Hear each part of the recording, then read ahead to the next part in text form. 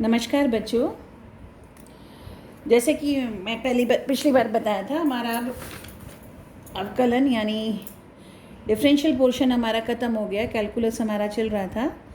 अब हम आते हैं अगले टॉपिक समाकलन यानी इंटीग्रेशन पर, इंटीग्रल्स पे।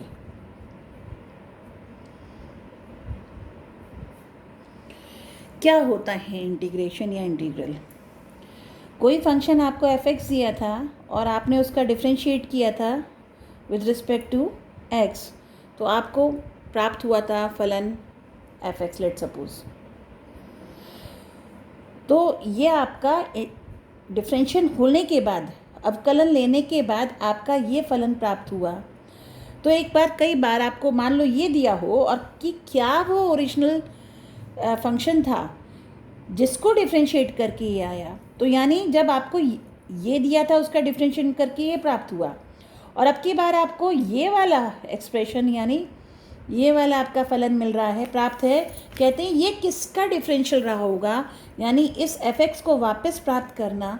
तो इसको, ये प्रोसेस जो होता है, यानी अगर अब इस f(x) का इंटीग्रेशन लिया जाए, और इंटीग्रेशन के लिए साइन बनते हैं विद रिस्पेक्ट टू x, क्योंकि x के रिस्पेक्ट में हमने ये फलन डिफ्रेंशिएशन करके प्राप्त किया था। तो x के सापेक्षी अगर इसका एंटी डेरिवेटिव लिया जाए, इसका व्युत्क्रम वापस ऐसा कोई क्रिया की जाए जिससे कि हमें f(x) वापस प्राप्त हो जाए, तो इस क्रिया को, ये जो इंटीग्रेशन है, इसको हम समाकलन कहते हैं। और समाकलन का बेसिकली क्या मतलब होता है?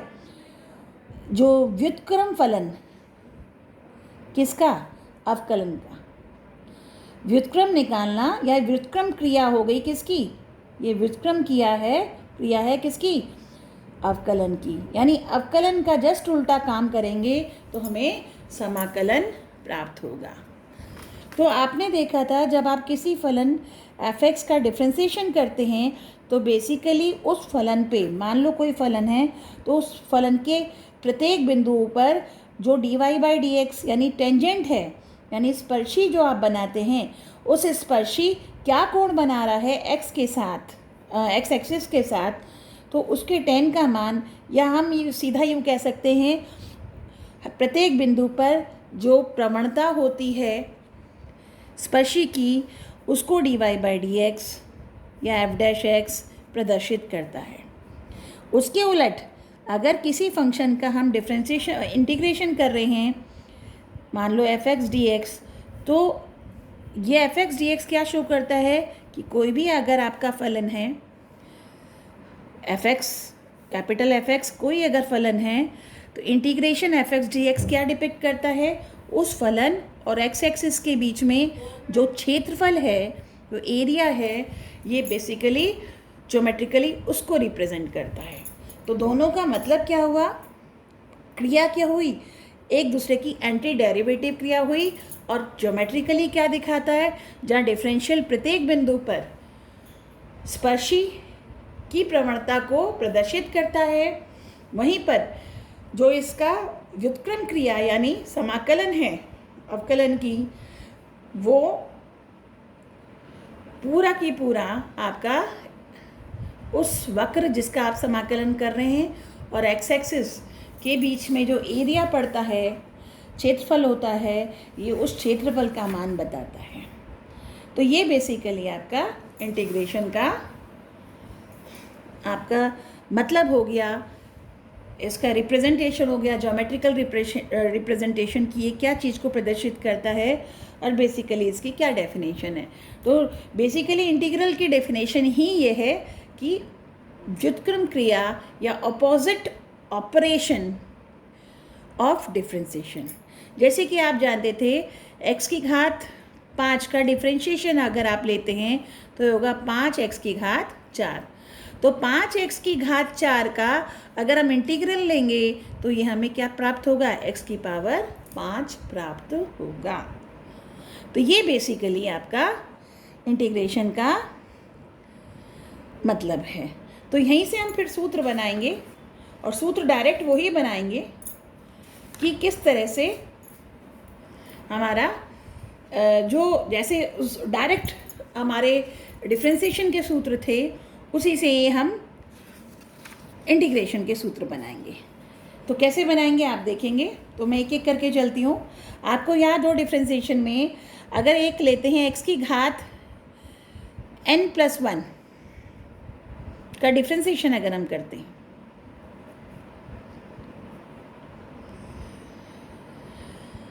तो ये होगा n+1 इंटू एक्स की घात n+1 -1 यानी x की घात है। ये इसका डिफ्रेंसिएशन होता है। अब अगर मैं इसका इंटीग्रल करूं n+1 इंटू एक्स की घात n, या यूँ कह लो मुझे x की घात n का इंटीग्रल निकालना है, मतलब मुझे यहाँ पर x की घात n चाहिए, तो किसका डिफ्रेंसिएशन करूँ कि x की घात n आ जाए। तो ये n+1 मैं इधर ले आती हूँ। तो कुल मिला के कहने का मतलब यदि 1/n+1 इंटू एक्स की घात n+1 इसका अगर मैं डिफ्रेंसिएशन करती तो क्या प्राप्त होता। अगर इस एक्सप्रेशन का x की घात n+1/n+1 का डिफ्रेंसिएशन किया जाता तो क्या होता। चूँकि ये कांस्टेंट है तो ये आता 1/n+1 बाहर, और इसका डिफ्रेंशिएशन क्या आता है n+1 इंटू एक्स की घात n+1 -1 यानी x की घात n, इससे ये कट गया। तो इस वाले का डिफ्रेंशिएशन आपका x की घात n आया, तो x की घात n का इंटीग्रल क्या होगा। x की घात हमेशा integral with respect to x, जो भी आपका एक्सप्रेशन ले रहे हैं, मतलब जो भी आपकी चर राशि है उसके रिस्पेक्ट में लिया जाएगा। सिंगल x की घात n का कोई मतलब नहीं होता, या x की घात 5 का कोई मतलब नहीं होता। dx होना अनिवार्य है क्योंकि x के सापेक्ष डिफ्रेंशिएशन होना है। तो x की घात n dx का मान क्या होगा, का इंटीग्रल क्या होगा, x की घात n+1/n+1। ये आपका इसका एक्सप्रेशन होगा। अब मैं सबके सूत्र के बताऊंगी। अब एक चीज़ और आता है, ये जो आपका चैप्टर है या पहला जो चैप्टर है इसमें एक और चीज़ आएगी, अनिश्चित समाकलन।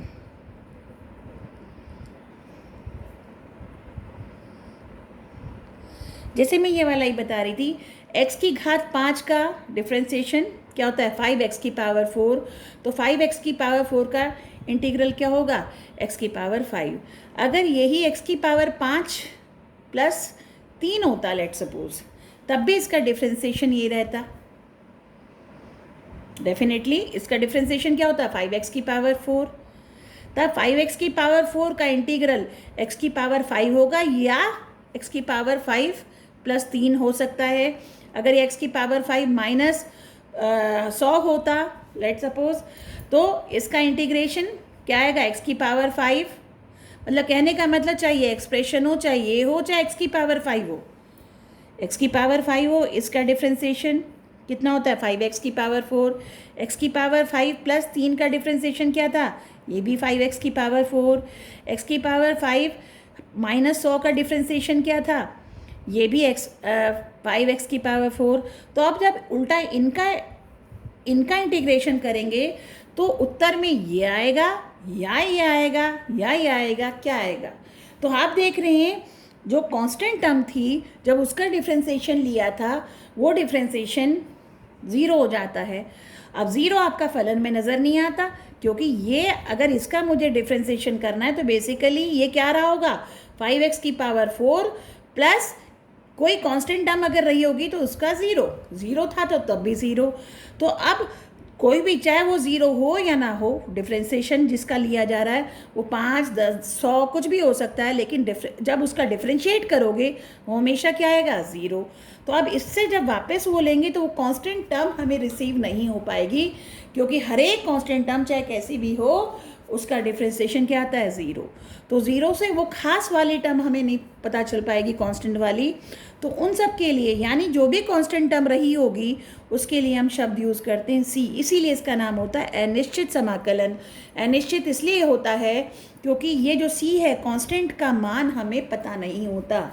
ये 0 भी हो सकता है ओरिजिनल जो आपका जिसका डिफ्रेंसिएशन लिया था, यानी ये फंक्शन जो हमने इसका डिफरेंशियल x⁵n था, x⁵n+1/n+1 प्लस कोई भी कांस्टेंट संख्या रख दें तब भी उसका डिफरेंशियल x⁵n ही आएगा।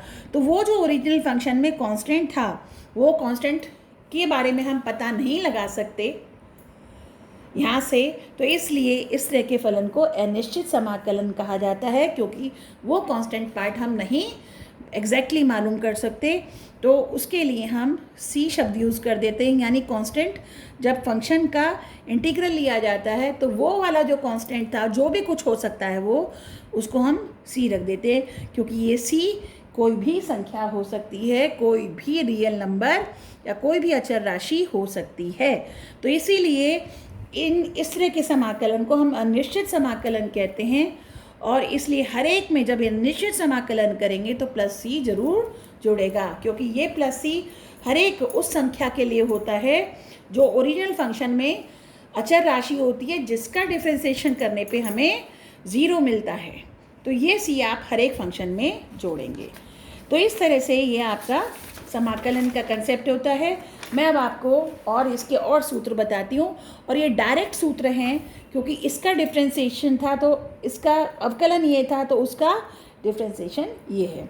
तो हम आते हैं, अभी फिर से मैं फंक्शन बनाती हूँ। तो मैं पहले वाला सूत्र आपको बता चुकी हूँ, एनसीईआरटी की पेज नंबर 290 पे सारे सूत्र आपको बनाए हैं। तो डी अपॉन डी एक्स की घात n+1 अपॉन n+1 का डिफरेंशिएशन आपका x की घात n था, तो x की घात n का differential integral with respect to dx होगा x की घात n+1 upon n+1 plus C. ये आप समझ गए होंगे। अब याद कीजिए, अगर कोई कांस्टेंट टर्म होती है, अगर कोई कांस्टेंट टर्म होती है k, तो इसका डिफरेंशियल जो होता है आपका होगा ज़ीरो। कितना होगा? ज़ीरो। तो खैर मैं वो बता ही चुकी हूँ। अगर x की घात 1 लेती हूँ, अगर x की घात क्या है 1, इसका डिफरेंशियल क्या था 1, तो 1 का इंटीग्रल क्या होगा x प्लस सी। वो यहाँ से भी प्राप्त हो सकता है। अगर n का मान 0 रख दो, तो x की घात 0 यानी 1, तो क्या आएगा x की घात 0 + 1 यानी x की घात 1 यानी x अपॉन 0 + 1 यानी 1। तो ये और ये एक ही बात है। ये स्पेशल केस है इसका, यहाँ पर n का मान 0 रखने पे प्राप्त होगा। हमने यहाँ एज अ फॉर्मूला भी कर सकते हैं इसको। तो ये आपका बेसिकली फॉर्मूला बन गया। यानी अगर x का डिफरेंशियल लेते थे तो 1 आता था, तो 1 का डिफरेंशियल आएगा x। इसी तरह से मान लीजिए kx आपका कोई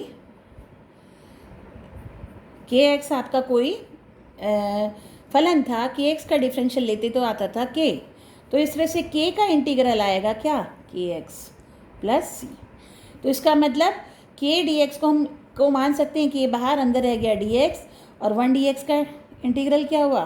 तो इस तरह से भी आप, यानी जो गुणांक होंगे किसी कहीं भी, गुणांक ऐसे कि ऐसे बाहर आ जाएंगे। चाहे इसमें थे, इसमें भी बाहर गुणांक आ गया था, फिर x का डिफरेंशियल लिया था, इसी तरह से इंटीग्रेशन में भी गुणांक बाहर आ जाएगा, और फिर जो अंदर बचेगा उसका डिफरेंशिएशन। तो ये हो गया k इंटू इसका इंटीग्रल x प्लस सी। तो ये आपका इसके बारे में था। अब आते हैं ट्रिग्नोमेट्रिक पे। ट्रिग्नोमेट्री में याद रखिए, साइन एक्स का डिफरेंशियल लेते थे, क्या आता था कॉस एक्स। तो कॉस एक्स का इंटीग्रल जो होगा वो आएगा आपका साइन एक्स प्लस सी। हर जगह लगाएंगे, क्यों लगाएंगे मैं बता चुकी हूँ। फिर नेक्स्ट पे आएंगे आप, फोर्थ पार्ट पे। कॉस एक्स का डिफरेंशियल आपका आता था माइनस साइन एक्स, तो साइन एक्स का इंटीग्रल क्या आएगा माइनस कॉस एक्स। फिर आते हैं tan x पर। tan x का डिफरेंशियल क्या आता था sec स्क्वायर x, तो sec स्क्वायर x का इंटीग्रल डायरेक्ट होगा tan x। तो जिसका डिफरेंशियल आपको पता है, तो ये किसका डिफरेंशियल था tan x का, इसलिए इसका इंटीग्रल क्या हुआ tan x।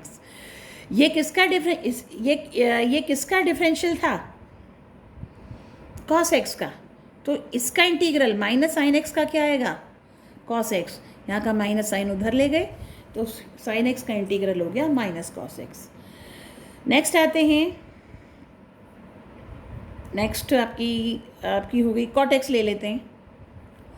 कॉट एक्स का माइनस कॉसेक स्क्वायर एक्स आपका डिफरेंशियल होता था, तो माइनस कॉसेक स्क्वायर एक्स का या कॉसेक स्क्वायर एक्स का डिफरेंशियल क्या होगा?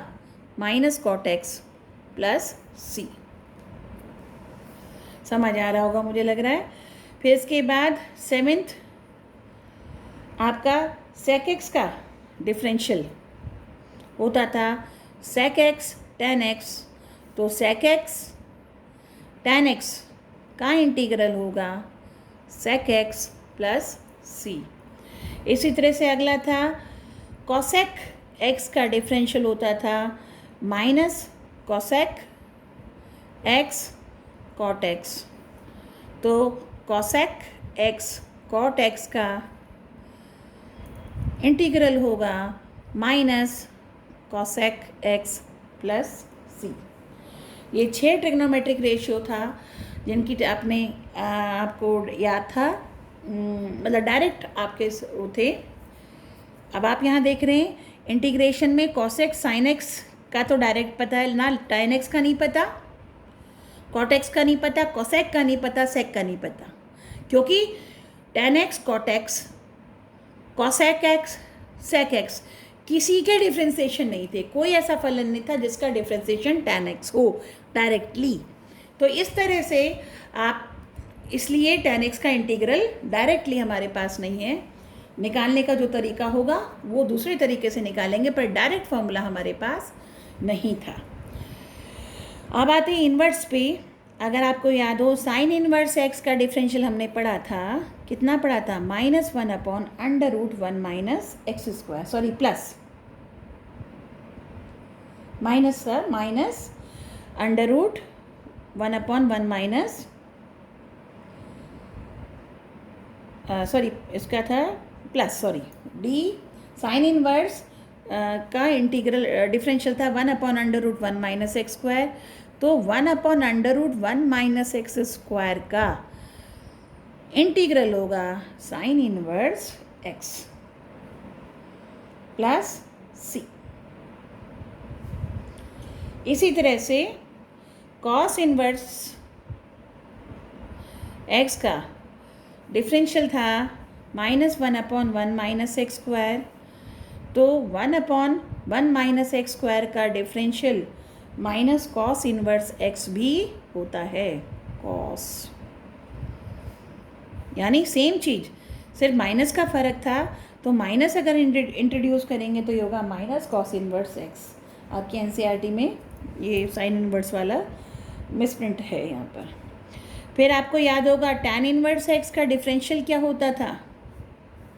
One upon one plus x square, तो one upon one plus x square कहीं पर आ जाता है तो उसका सीधा सा इंटीग्रल होगा tan inverse x plus c. इसी तरह से कॉट इनवर्स एक्स का डिफरेंशियल जो होता था वो होता था minus one plus x square, तो फिर से वन प्लस एक्स स्क्वायर को हम, हालांकि ये भी लिख सकते हैं माइनस यहाँ होता तो क्या हो जाता, ये माइनस के साथ अगर आता, ये वाला माइनस हम यहाँ ले लेते माइनस समेत, तो ये आता कॉट इनवर्स एक्स। तो ये माइनस अगर इधर ले गए तो इसी का यानी one upon one plus x square को या तो टेन इनवर्स लिखोगे या माइनस कॉट इनवर्स एक्स भी इसका आपका इंटीग्रल हो सकता है। इसके बाद आते हैं सेक इनवर्स एक्स पर। याद है आपको सेक इनवर्स एक्स का डिफरेंशियल हुआ करता था one upon x under root x square minus one, तो one upon x into under root x square minus one d x का इंटीग्रल होगा sec inverse x plus c. ऐसे ही cosec inverse x का differential हुआ था, सिर्फ minus sign और आता है इसमें, तो इसी तरह से जब मैं इसका लूँगी यानी माइनस समेत अगर हम ले रहे हैं या सिर्फ इसका ले रहे हैं तो इसको लिखा जा सकता है माइनस कॉसेक इनवर्स एक्स। तो इसका इंटीग्रल सेक इनवर्स एक्स भी हो सकता है, माइनस कॉसेक इनवर्स एक्स भी हो सकता है, तो दोनों तरह से ये ले जा सकते हैं। फिर आपको याद है e की पावर x का डिफरेंशियल e की पावर x हुआ करता था, तो e की पावर x का इंटीग्रल e की पावर x ही होगा। फिर आपको याद है log x का, log मॉडुलस x का, ये मान के चलते हैं क्योंकि log x डिफाइन ही नहीं होता अगर x 0 या 0 से छोटी संख्या होगी, तो ये तभी जब ये पॉजिटिव हो। तो ये log x कितना हुआ 1/x, तो 1/x का कहीं इंटीग्रल अगर करना होता है तो वो होता है log ऑफ x मॉडुलस के साथ plus c। And the last, अगर आपको याद है a की पावर x का आप डिफरेंशियल करते थे तो ये होता था a की power x log of a, base यहाँ e है मान के चलते हैं। तो इस तरह से ये log ऑफ a इधर ले आए, तो या यूँ कह सकते हैं कि a की power x upon log of a का डिफरेंशिएशन करेंगे, क्या आएगा डिफरेंशियल a की पावर x होगा। तो इस तरह से a की पावर x का इंटीग्रल अगर बात करें तो ये होगा a की power x upon log of a plus c। तो कुल मिला के ये आपके डायरेक्ट सूत्र हैं जिन्हें आप डायरेक्ट लगाएंगे और इन्हें याद करेंगे। और याद करने का तरीका, जब तक डिफरेंशियल आपका याद नहीं रहेगा तो ये होना आपके लिए मुश्किल है। इसके बाद आते हैं सम प्रॉपर्टीज़, कुछ प्रॉपर्टीज़ पर आते हैं।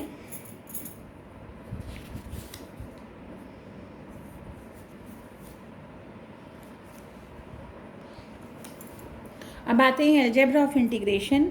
अगर एक फलन f(x) है कि वो दो फलनों के योग के रूप में है, यानी f(x) प्लस gx के, तब अगर f(x) का इंटीग्रेशन अगर हमें करना है तो ये इनके अलग अलग इंटीग्रेशन समाकलन का निकालने के बाद फिर इनका योग कर दे, एक ही बात होगी। तो ये सिर्फ प्लस और माइनस के लिए अप्लाई होगी। अगर प्लस होता है तो यहाँ प्लस, माइनस होता है तो माइनस। तो प्लस और माइनस ये दोनों के लिए बात आपका होगी, लेकिन ये मल्टीप्लाई और डिवीजन के लिए नियम नहीं है। आपको याद है डिफरेंशियल में भी ये नियम नहीं था, प्लस के लिए और माइनस के लिए तो सेम नियम था कि दो फलन एक फलन दो फलनों के योग के रूप में है, तो इसका अगर डिफरेंशिएशन निकालते थे वो बराबर होता था इसका डिफरेंशिएशन प्लस इसका डिफरेंशिएशन, या अगर माइनस होता था तो इसका डिफरेंशिएशन माइनस इसका डिफरेंशिएशन। तो प्लस और माइनस के लिए तो उसी तरह से समाकलन में अगर इसका हमें समाकलन निकालना x के रेस्पेक्ट में और ये इन दोनों के योग या अंतर के रूप में है, तो इसका इंटीग्रेशन इन दोनों के इंटीग्रेशन के योग या माइनस जो भी कुछ लिखा है उसी के रूप में होगा।